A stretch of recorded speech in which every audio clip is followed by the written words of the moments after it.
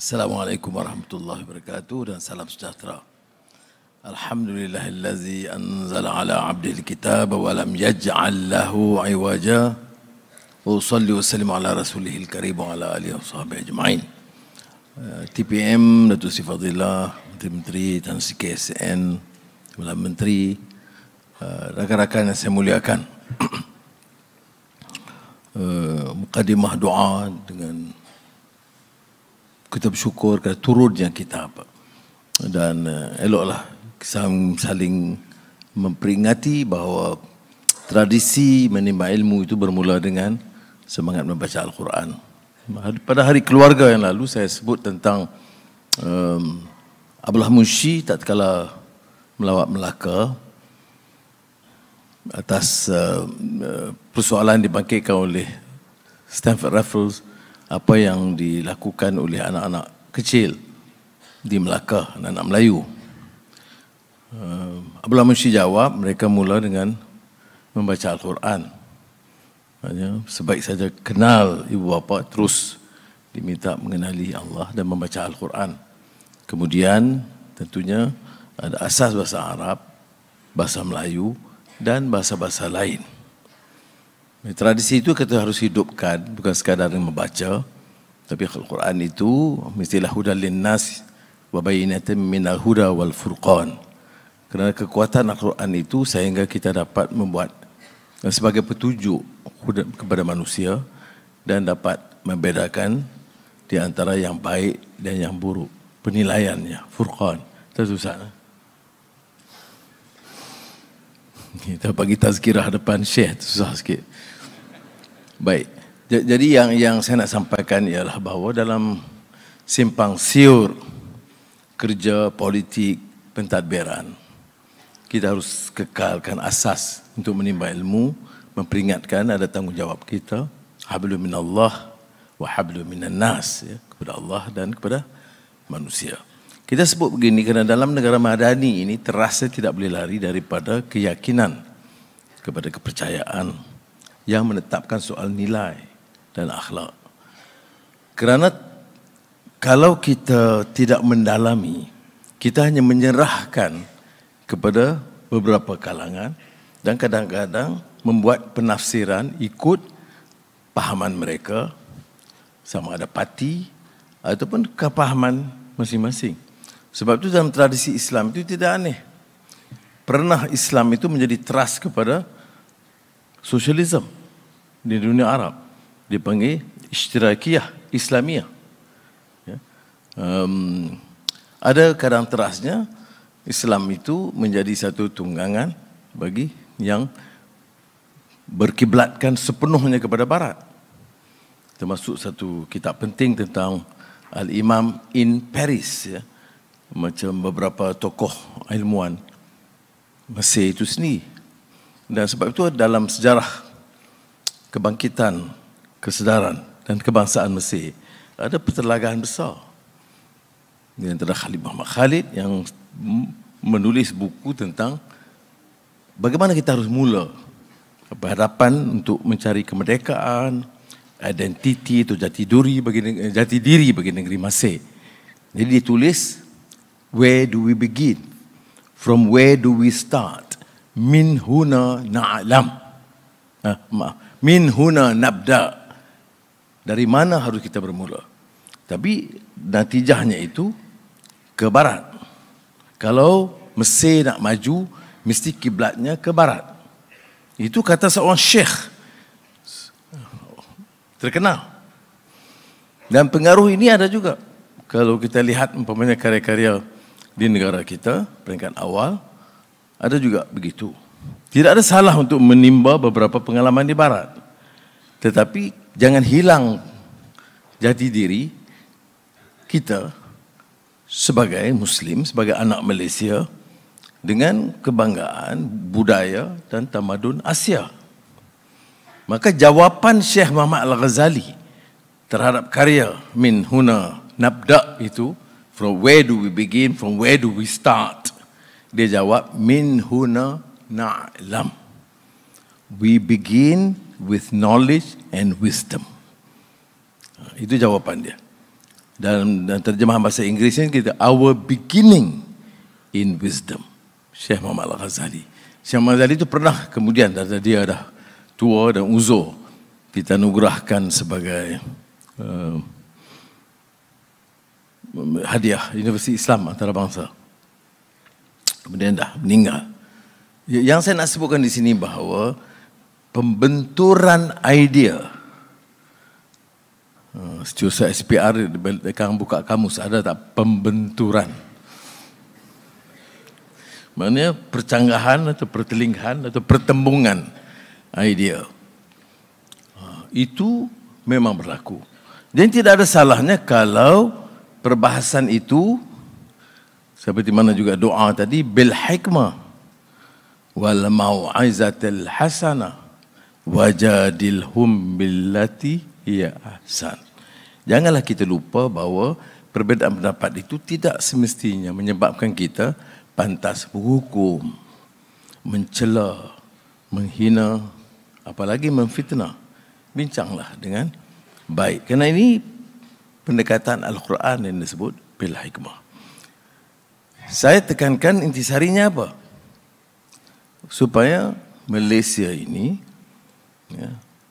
dan budayanya dan usaha membina madani dan tamadun ini tidak lari daripada jati diri, semangat yang boleh diangkat berdasarkan keyakinan kita yang berteraskan kepada nilai. Kerana kalau Islam itu difahami dengan lebih mendalam, dia tidak timbul permusuhan baik antara kaum atau antara agama. Dia timbul tentang kesedaran untuk toleransi, hormat menghormati, dan apa yang disebut dalam Al-Quran li ta'arafu yang pernah saya sebut dulu. Itu Al-Quran memilih satu istilah bukan setakat tolerance. Toleran maknanya kenal beda pendapat, toleran tak. Tetapi Quran menyatakan tentang perbezaan warna kulit dan kaum itu untuk li ta'arafu, untuk arif, untuk kenal, untuk menyantuni, untuk lebih memahami dan memuliakan perbezaan. Itu yang disebut li ta'arafu yang dikupas. Jadi saya tekankan ini kerana kadang-kadang dalam beberapa isu itu pertelingkahan kita terlalu tajam. Dan sebab itu saya katakan tunggak dan asas dalam pemikiran Madani ini mesti soal nilai, soal akhlak. Dan ia tidak mudah. Anything with a philosophical treatise or in the realm of ideas, it is more complex and challenging. Jadi sebab itu ia memerlukan perbincangan yang lebih. Dan saya harap rakan-rakan ketua-ketua jabatan, ketua pengarah, selain daripada kerja-kerja biasa, mukadimah itu harus ada sedikit penekanan tentang beberapa perkara asas. Kerana penjawab awam ini punya satu tugas yang lebih daripada petugas dan profesional lain di luar.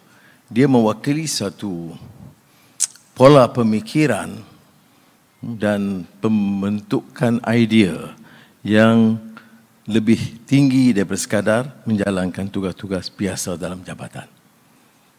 Terkait dengan ini, saya sebut sedikit tentang perkembangan mutakhir di Palestin yang sangat merunsingkan kita kerana belum ada petanda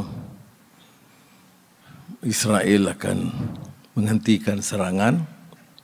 Dan kalau sudah lihat umpamanya semua persoalan dalam media dominan antarabangsa dengan pertanyaan apakah kamu mengutuk serangan Hamas pada 7 Oktober. Ya. Tetapi serangan yang 70 tahun itu tidak dikira masalah. Sebab itu dalam ucapan saya tegaskan, bila Rusia menakluki wilayah yang dianggap milik dia di Ukraine, itu dianggap suatu yang tidak bertamadun kerana merampas negeri atau milik orang lain. Bila Israel terus mengembangkan wilayah dia tiap tahun, dan ada yang diberikan umpamanya alasan Hamas, di tebing barat itu tidak ada Hamas, tetapi sudah 4,000 korban sebelum 7 Oktober. Jadi kita punya masalah.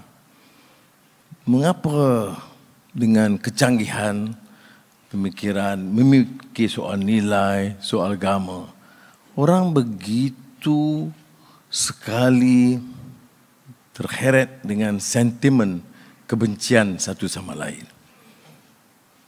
Jadi belum ada usaha, kita telah menghubungi pemimpin dunia Arab dan Turki, malah Iran juga, untuk mengadakan perbincangan di kalangan kepala-kepala negara. Saya mulanya mengusulkan bahawa jangan hanya di kalangan pemimpin negara Islam, kerana Brazil, Ireland, Rusia, China itu punya pendekatan yang lebih lunak. Bolivia ya, dengan pendirian untuk mempertahankan hak kemanusiaan. Tetapi bila berbincang dengan pemimpin, belum ada konsensus untuk membawa negara-negara luar negara Islam. Jadi keputusan sekarang ini yang kita bincang dengan Muhammad bin Salman, Presiden Erdogan Turki, itu ialah untuk mengadakan dalam tempoh segera, mungkin dalam 1-2 hari ini ditetapkan beberapa tarikh yang boleh mempertemukan pemimpin negara Islam.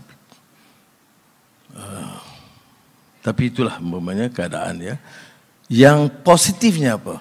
Belum pernah isu Gaza atau Palestin dibahas dengan cara terbuka di dunia barat seperti yang berlaku sekarang. Ya. Perhimpunan-perhimpunan atau unjuk rasa yang kita disebut sini tunjuk perasaan, saya sebut unjuk rasa. Itu besar sekali di dunia barat, Eropah dan barat. Kita menerima kunjungan dari beberapa negara.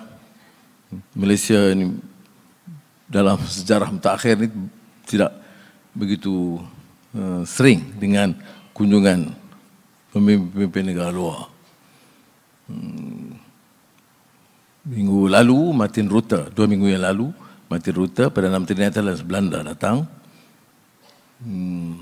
Kita ada dari segi ekonomi masalah dengan kelapa sawit, TPM untuk Sri Fadilah.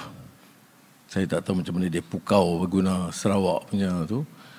Dia boleh pujuk untuk tanam pokok kelapa sawit yang sebenarnya ada kempen kuat di Eropah. Jadi memberi satu signal yang sangat positif. Dan bila dia jumpa saya sama tengah hari itu, dia agak senang dengan tindakan itu, tertarik dengan penjelasan. Mana kita tak boleh menyerah terus, dan ada usaha untuk bergabung dengan Indonesia untuk menyatakan pendirian bersama. Tapi menyentuh juga soal Gaza. Saya dalam pertemuan Empat Mata itu tentu meluahkan, ya. Saya kata saudara mewakili pandangan yang lebih demokratik, lebih prihatin tentang masalah kemanusiaan. Janganlah umpamanya memilih untuk prasangka bersatu kaum dan memilih itu kaum lain. So dia nak sokong Israel itu hak dia lah. Tetapi saya kata jangan kejam terhadap Palestin. Tapi satu perkara yang menarik yang dia bagi tahu saya ialah di peringkat awal perang untuk serangan Israel, mula dengan Hamas yang terbaru, itu 2/3 penduduk Belanda itu pro Israel. Ya. 2 minggu yang lalu, 2/3 telah cara terbuka menyatakan simpati dan sokongan kepada Palestin dan Gaza. Jadi kita sedaya upaya dalam perbincangan tertutup dengan sopan, sampaikan dengan baik. Dan saya minta dia sampaikan juga dengan pemimpin negara Eropah. Semalam Perdana Menteri Jepun Fumio Kishida datang. Supaya kita tahu dasar luar Jepun, pelaburan dengan kita, ya, persahabatan dengan kita. Tapi dasar luar dia itu banyak ke barat, khususnya Amerika Syarikat. Mungkin kerana geopolitik dia di dekat dengan Korea Utara dan negara China. Tapi dalam pertemuan itu, saya guna juga ruang empat mata itu. Dia tak 4 dan 6, saya ada penterjemah seorang. Tapi masih lagi 4 mata. Itu saya kupas, saya kata tak, kita tak ambil satu sikap yang keras. Saya tidak juga mendukung keganasan. Tapi kalau satu wilayah di Osaka ke Hiroshima ditakluki oleh orang lain, apakah kita harap orang-orang di Osaka dan Hiroshima itu hanya berdiam diri? Itu satu saya sebut. Tentunya dia bantah. Itu yang berlaku kepada Palestin.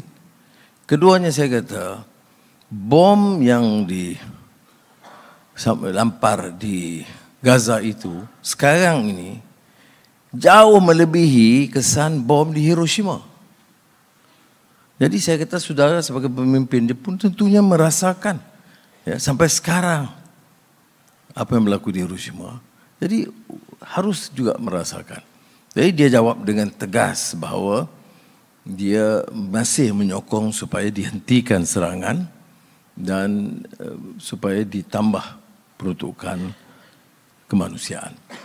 Hubungan dengan pemimpin negara membantu. Umpamanya bila saya jumpa Presiden Abdul Fattah Sisi, perbincangan, ya, juga empat mata, kerana selalu pemimpin kalau bercakap cara dengan kumpulan yang ramai itu, mereka tentu tidak senang kalau kita beri teguran atau rayuan yang berbeza dengan dasar negara mereka. Dalam pertemuan itu saya terkesan dengan pertemuan itu dan sentimennya sangat baik. Dan saya minta supaya diberikan keutamaan kalau ada bantuan kemanusiaan dari Malaysia. Dan alhamdulillah dia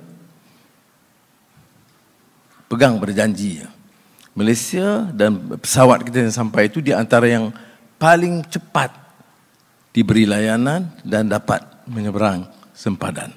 Sebab itu saya katakan hubungan dua hal itu perlu ditingkatkan. Dalam beberapa hari ini naik Presiden negara China pula akan sampai ke Malaysia. Saya telah beberapa hari, ya, dalam masa singkat ni saya tak ingat beberapa hari. Dan saya atur supaya pergi juga ke Tanjung Malim supaya tingkatkan pelaburan yang saya umum 1,5 juta kenderaan target mereka untuk pengeluaran. Kemudahan dengan kehadiran dia tingkatkan lagi supaya Tanjung Malim betul-betul menjadi satu kota raya kenderaan automobil yang terbesar di rantau ini. Itu tak apalah. Akhirul kalam ini soal laporan ketua audit negara. Saya minta semua ketua jabatan teliti bukan sahaja perkara yang disentuh mengenai jabatan berkenaan, tapi melihat keseluruhan usul cadangan untuk memperbaiki tata kelola. Saudara, ketirisan dan kerugian kepada negara itu mencecah bilion ringgit. Kalau termasuk umpamanya cara kita atur subsidi sekarang. Subsidi ayam 100 juta ringgit satu bulan. Ia memberi keuntungan kepada 3,5 juta orang asing. Juga kumpulan maha kaya yang menjadi debat menarik di Parlimen. Elektrik 90% masih diberikan subsidi. Kita tarik subsidi. Bukan kenakan cukai tambahan, tarik subsidi kepada golongan maha kaya. 10% teratas. Kita jimatkan 4 bilion ringgit lebih. Dari ayam saja 1,2 bilion ringgit satu tahun. Jadi bila kita apung harga, sekarang ni harga masih rendah.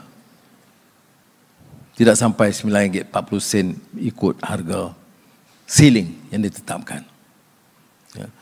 Jadi mana kebocoran ini sama ada dari segi kebocoran kerana dasar yang belum penyesaran subsidi, ataupun kerana yang ditegur oleh Ketua Audit Negara, itu harus diberi perhatian oleh saudara.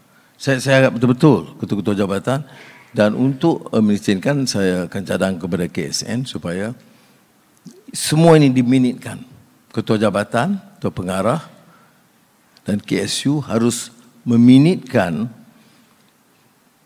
perbincangan mengenai laporan Ketua Audit Negara supaya disampaikan kepada KSN.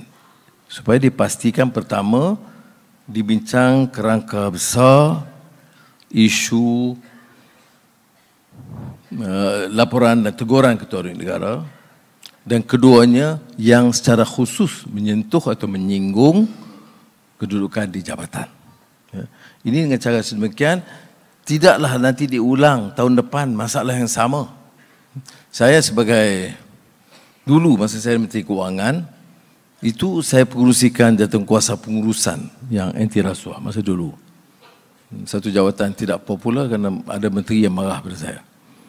Tapi pada masa itu pun kita dah ulas laporan Ketua Audit Negara. Ada masalah-masalah yang terus-menerus berlaku. So, kalau sudah baca beberapa tahun yang lalu laporan, jam yang patut RM400, charge RM4,000.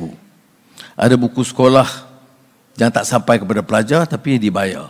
Perkara-perkara begini kadang-kadang dia berulang kerana pemantauan kita lemah. Dan tidak ada, sebab itu saya katakan, kerja tanpa nilai. Excellence or attempting to achieve excellence without a soul. Yang mudah-mudahan kita dapat gabungkan supaya jangan jadi slogan saja tetapi dapat dihayati. Terima kasih, demikian tazkirah pagi, dan mudah-mudahan kita dapat tingkatkan usaha kita. Assalamualaikum warahmatullahi wabarakatuh.